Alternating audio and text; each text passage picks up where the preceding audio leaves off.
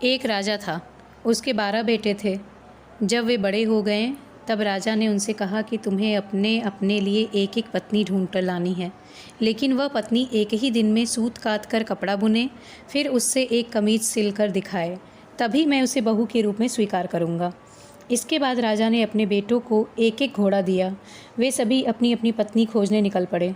कुछ ही दूर गए थे कि उन्होंने आपस में कहा कि वे अपने छोटे भाई को अपने साथ नहीं ले जाएंगे। 11 भाई अपने छोटे भाई को अकेला छोड़कर चले गए।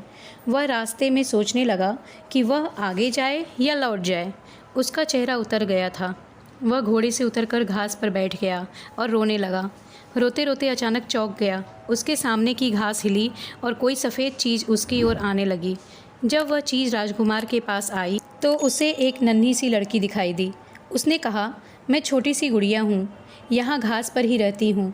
तुम यहाँ क्यों आए हो? राजकुमार ने अपने बड़े भाइयों के बारे में बताया।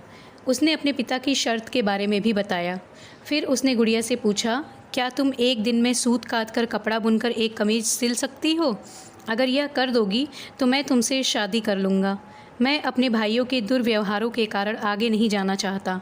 गुड़िया ने हाँ कर दी। तुरंत ही उसने सूत काता, कपड़ा बुना और एक छोटी सी कमीज़ लेकर महल की ओर चल पड़ा। जब वह महल में पहुंचा तो उसे शर्म आ रही थी, क्योंकि कमीज़ बहुत छोटी थी।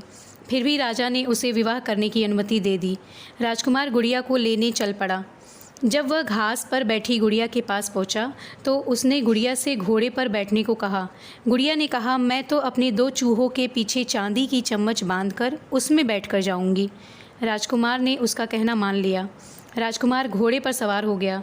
गुड़िया चूहों के पीछे बंधी चांदी की चम्मच पर सवार हो गई। राजकुमार सड़क के एक ओर चलने लगा, क्योंकि उसे डर था कि कहीं उसके घोड़े का पाँव गुड़िया के ऊपर न पड़ जाए।